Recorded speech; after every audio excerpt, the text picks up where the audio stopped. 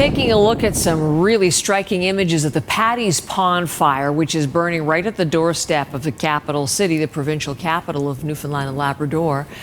People in Paradise, part of Paradise, 3 Island Pond, were forced out yesterday. They had an evacuation order. The number of people on alert is nearly 20,000 in other parts of Paradise and in Conception Bay South. This Paddy's Pond fire is one of 4 in Newfoundland and Labrador, still burning out of control. We're going to bring you reporting on it through the morning, some live reporting later in the morning. But let's join the mayor of Paradise right now, Dan Bobbett, who's going to give us the latest on what's happening in his community. Mayor Bobbett, thank you very much for being with us today and giving us some time in a vehicle. I'm assuming you're out taking a look at the community this morning. What are you seeing so far? Well, I haven't gone out anywhere near the zones. Obviously, we're telling residents to stay out of those evacuated areas and also the areas where emergency responders are fighting the fire. So we don't want any extra traffic in the area. I am close to my home, actually. I was in my vehicle and looking westward, there's I can see a lot of smoke and haze over the hills and stuff, because Paradise is fairly big community, and this section is a fairly I guess you want to call it rural areas, like big acreage is the section that got evacuated. And the section that got evacuated was on the north side of the fire that you mentioned in the Paddy's Pond area. I can't see the actual fire from my vantage point, but there's a lot of smoke associated with it that's drifting right across the fire region. So in Paradise, 3 Island Pond part is evacuation order. How many people does that cover, Mayor Bobbett, and where have they gone? Around 470 people have been evacuated. That was yesterday evening. The evacuation order was issued at 4:45. There's locations where they can go to set up to register with the Red Cross. If you find accommodations with friends or family, and if you don't go to the locations that's listed, there's a school, Admiral's Academy. This was a school you can go to and also register there with the Red Cross, but you need to register with the Red Cross that you evacuated from the area. And last evening, the Rover Search and Rescue, along with RNC and town staff, evacuated that area with no issue. Everybody was accommodating, and we got everybody out safely. That's really good news this morning. Of course, for the other people in your community, the other parts of Paradise, they're very much on tenterhooks still because they are under evacuation alert. I'm thinking of them. What's their status this morning? And do you foresee other parts of Paradise moving to evacuation order? At the moment, our town EOC is enacted, our emergency response is enacted. They're in constant communication with the provincial government that are leading the charge to fight this fire.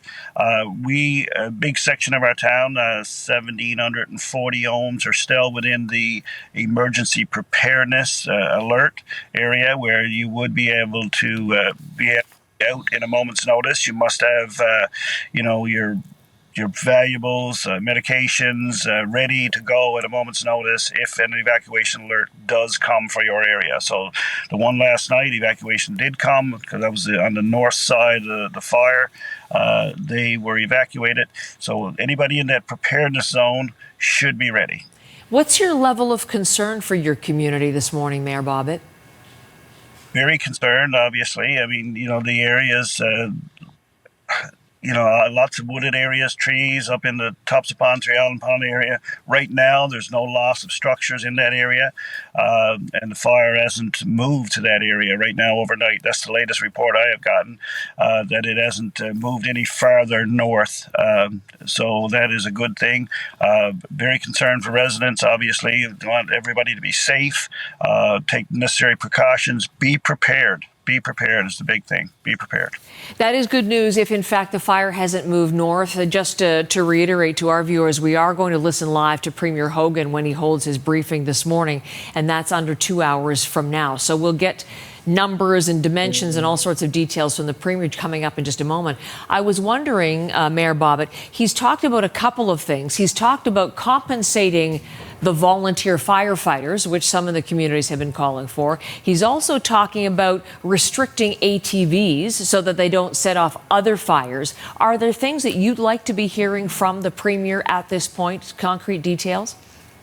These are all good things that he's going to possibly do. So I'm very pleased with that right now. I know Nova Scotia has got nobody's supposed to be out in the woods anywhere. So for that reason, we are experiencing a heat wave, which is very rare for this part of the province. Obviously, we have in 30-degree temperatures again today forecasted. So it only takes a spark. So I urge everybody to be cautious whenever and out anywhere near trees, grass, doesn't matter. Everything is very dry. The potential is there for fires anywhere. We have several burning around the island, and I thank all the emergency responders for their work and their efforts. It's very trying times. I was going to ask you what your thoughts are for those responders. These crews, as you said, extremely difficult conditions, high heat, dangerous, dry, all of the, really tough slogging that they are going through to try to save your community. What are your thoughts on what they're doing? Amazing individuals. I mean, people are running away from fire, and they're running into it to, save structures, save individuals, save lives. So I have the utmost respect for all first responders that are fighting this fire, and I wish them well. Let me ask you finally, one of the things that we were reporting on is how the RNC, the Royal Newfoundland Constabulary, is actually investigating the fire that is threatening your community because there was a vehicle seen driving in the area where the fire started just at the time the fire started. I'm wondering your thoughts on that. They're looking for information, the possibility of human involvement. If that should prove to be the case, or what you're even thinking now before that is it confirmed or not. What are your thoughts on that? I think most people, that's very sad if that is the case, but, hope that is not the case. But I understand that there is an active investigation. That was a report from the news conference yesterday. It would be a very sad situation if that was the case. Is it high emotion for you, sir, right now? Yeah, kind of, We have, around alert. We have a lot of residents, that are a bit apprehensive, and it's a little bit scared. Obviously, that comes with it. You have to leave your home. A lot of anxiety comes from that as well, and and hopefully they'll all be able to return. And so that's the issue we're dealing with right now. It's very concerning, obviously, without a doubt. For sure. Is your own home affected by this potentially? I'm just outside the zone, so I'm not affected right now. So the zone that's in the emergency preparedness zone, and be prepared, is not far from me. But again, I can sympathize with the residents that are in this zone. I can see that. Feeling concerned for the people of your community, and understandably so. Mayor Bobbett, I really appreciate the time and latest information. As I said, we'll listen into the Premier. We'll keep in touch with you and wish that you have favorable winds for the funds that are close at hand. Thank you very much, sir. Thank you very much. Bye-bye. These images, so impressive, of one of the fires out of control in Newfoundland and Labrador. This is the Kingston fire we've been talking about for days now in the Conception Bay North region. It is still growing. It's more than 50 square kilometers now, being fueled by high temperatures and strong winds. There's a regional state of emergency in place. Several communities are under evacuation orders, and ground and air crews continue to work to fight those flames. Now, many of the people who have been evacuated from the Kingston fire, or as a result of the Kingston fire, are now in Carbonear. Population normally about 5,000, but temporarily swelled to deal with those evacuees. And from Carbonear, Mayor Frank Butt is my guest this morning. Mayor Butt, thank you for being with me today and giving us some time. Good morning, Heather, and thank you for having me on your show. Listen, I'm wondering, I can see the window just outside. You're obviously taking a peek out. How are things there? It's almost 10 o'clock now where you are. How has the morning gone in Carbonear? What are the conditions this morning? Well, looking out through the window, Heather, you would say it's a lovely day, and say there's nothing happening, but we got a light wind from the southwest, I guess, and about probably 20, 25 kilometers an hour. And it's a really nice day looking out, but unfortunately, if you go to the north, it's a little different story. What are the conditions this morning for the crews hard at work there on the Kingston fire? Well, as with every other day, the temperatures are high. I think it's about 25 degrees here now, and we'll probably get up to about 28, 29 or 30. And that makes it, takes a toll on the firefighters because, it's just strenuous work. Then when you have your bunker gear on, if you're able to have a lighter clothing on, like coveralls and that, it helps a little bit. But when you're donning 25, 30 pounds of bunker gear, hauling hoses and that, it's a big difference in the what you can do and how you can do it effectively. Shift after shift and day after day to try to get this under control. What's impressed you most about the fire crews and how they've responded? Well, at our local fire hall, the Carbonear Volunteer Fire Department, this is the first time I've ever seen in the past week that every day there's been someone at the fire hall 24 hours a day, whether it's the local members down there, and they're on standby just in case. And there's a shift change. Talking to the fire chief, Trevor Crawford, they're into 2 12-hour shifts, so there's always a bit of an overlap there during one time to the other. But there's always someone at the fire hall, and I'm sure at the other fire halls as well. And we have had stations come down from like Spanish Bay, for example, brought their gear down to our fire hall, while our gear was down to the North Shore. You know, you said a very important word when you talked about them. It's the volunteer firefighters, the volunteer fire hall, and that's been something that's just sort of come to the fore in the last couple of days. Volunteers responding to this emergency situation. The Premier acknowledged yesterday that there will be compensation for those volunteer firefighters. Not sure exactly how much yet, but he'll be announcing that in the coming days. Do you think that's appropriate? Oh, absolutely, Heather. I mean, these individuals, they're taking time off work, those that can, and they're giving up their time. They're giving up their paycheck every week, and we're over a week here now. So I do expect compensation to happen from the provincial government, and of course the town of Carbonear will do whatever we can to help support those individuals as well. One of the things maybe we'll hear from Premier Hogan, he's set to begin talking in just about 5 minutes from now, actually, Mayor Butt. Is there anything that you would like to hear from Premier Hogan at this point in the crisis? Well, certainly, the people in the North Shore, they certainly, they've experienced probably the worst of this fire here.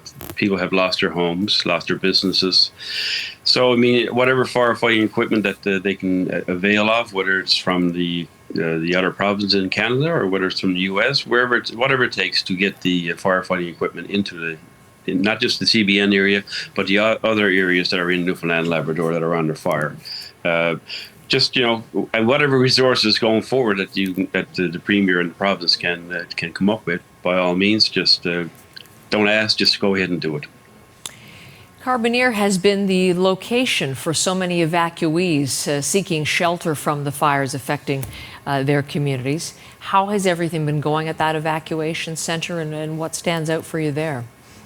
I was speaking to the Salvation Army disaster response team, as well as the Red Cross. At the Carbonear Academy, that's the evacuation center. They have about probably just under 100 people staying there every night. That's because the people that were evacuated from the North Shore, when they came up to the Carbonear area, they stayed with their family and friends and that. So that's what we do in here in Newfoundland and Labrador. We look out for each other and that. But those who didn't have anyone to go to, they certainly went in there, and that's where they stay. During the meal time, they serve up to about 300 meals per dinner, and that takes work. And there's a lot of volunteers that do that, and we're certainly appreciative of our volunteers as well. As you said, Newfoundlanders look after each other, and we're seeing that on full display. I'm wondering if we come back to some of the pictures of this Kingston fire. We've watched it. We've talked about how it's an unprecedented situation in Newfoundland and Labrador this summer. But the scope of the Kingston fire, it's so huge, they can't even really get a firm view on just how many properties and structures might be lost because of the smoke obscuring things. But it could be pretty bad. And I'm just wondering if you could comment on that, the scale of the crisis, how this is going to affect fellow Newfoundlanders. What do you make of all of this? Well, I've actually spoke to people that actually have lost their homes, and I, and some of these people are actually there fighting the fires as well. So that's difficult to have that burden on your shoulders, that you've just lost your property or just lost your structure, and then all of a sudden you're still there helping others save their properties and that. So certainly it takes a toll on those individuals, but yeah, they'll get through this, and hopefully a quick resolve to this fire situation will ensure. Just before I can see the Premier getting set to get going here, Mayor Butt, is there anything else we should know about your community before I say thank you this morning? Yes, I want to thank our volunteer fire department, as I said earlier, and all our volunteers, because without these people, this wouldn't be going as smoothly as possible. It's something that takes a toll. Last night, there was a fire in the west part of our town in the woods, and that was very concerning. That was about 8 o'clock at night. But the Carbonear Volunteer Fire Department, along with Harbour Grace, they were there. They quickly went in, along with other RCMP officers and other individuals, and quickly put it out. It's fortunate that we had I was talking to the fire chief, and there was a medical evac taking place. So while they were waiting, they smelled the smoke, and they just sent a crew in to see what's going on, and that's how they discovered that fire. And they quickly put it out as well. So a little bit of good news there, but a critical situation that you're still in the midst of. I'll hope for an improvement in conditions, and as you say, continued Godspeed to the crews that are fighting this so actively. Thank you very much for your time, Mayor Butt. I appreciate it. Thank you, Heather. Mayor Frank.